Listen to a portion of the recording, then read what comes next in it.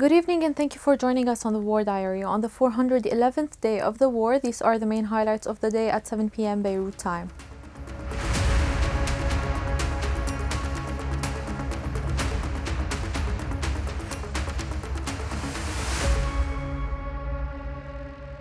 We begin with the situation in Lebanon. In the latest developments, Israel continued to target several southern Lebanese villages including Wadi Hamul, Naoura, Mayfadoun and Khiam. Phosphorus shelling also targeted Majalzoun. It also targeted 3 inhabited houses in the town of Ibn Sa'eh, causing injuries. Warplanes attacked houses in Ain Baal and Maraka, resulting in 2 casualties. An attack on a house in Zifta also killed 3 people.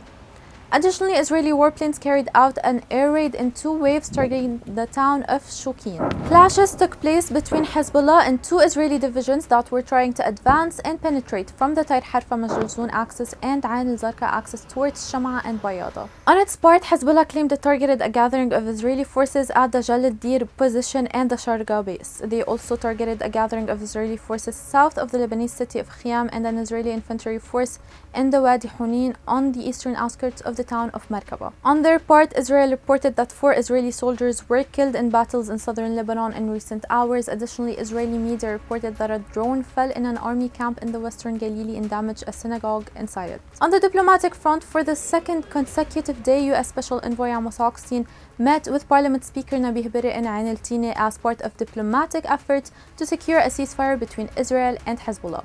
After the meeting, Hochstein said, and I quote, "The meeting today built on the meeting yesterday and made additional progress," adding that he will be heading to Israel next.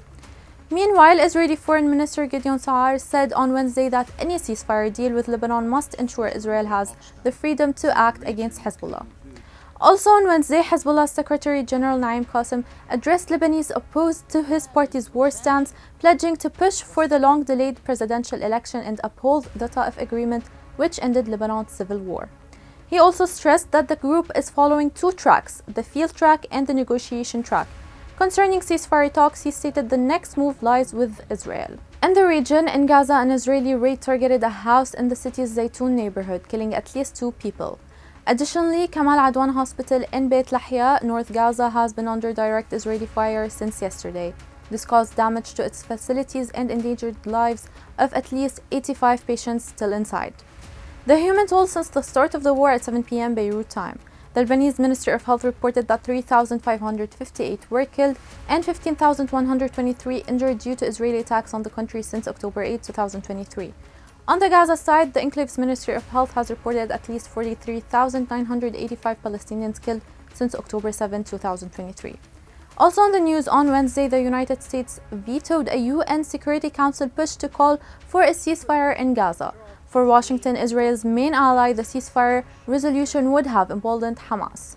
It is important to note that the latest draft of the resolution demanded an immediate, unconditional and permanent ceasefire in the war between Israel and Hamas and the immediate and unconditional release of all hostages.